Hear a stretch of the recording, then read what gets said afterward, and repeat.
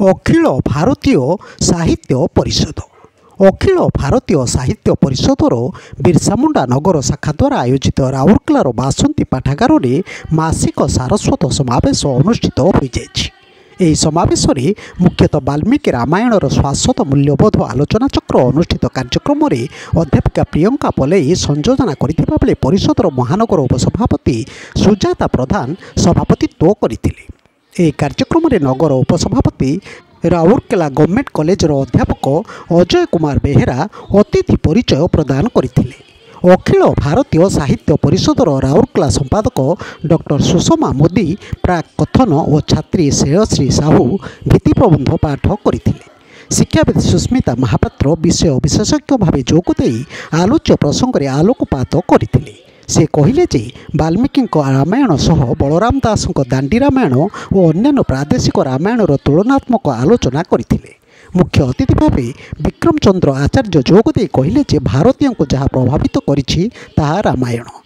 दस्यु रत्नाकर जोग करी हुई हुंकार परिणत हुई से वाल्मीकि नाम परिचित होगा संपर्क में आलोचना करी एभली कार्यक्रम आवश्यकता संपर्क मत रखिथिले।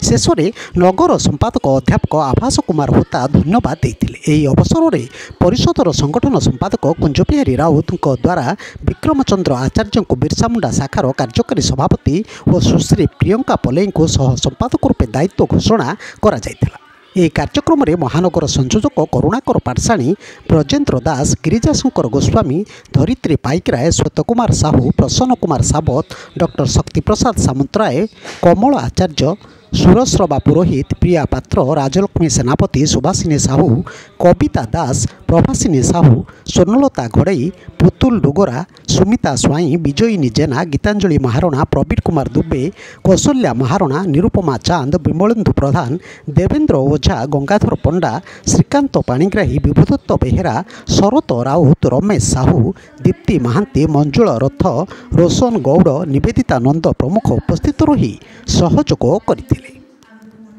ब्यूरो न्यूज ओडिशा कथा यूट्यूब चैनल टी को आपण माने देखुचंती मतामत दियंतु, लाइक करंतु, सब्सक्राइब करंतु और शेयर मध्य करंतु।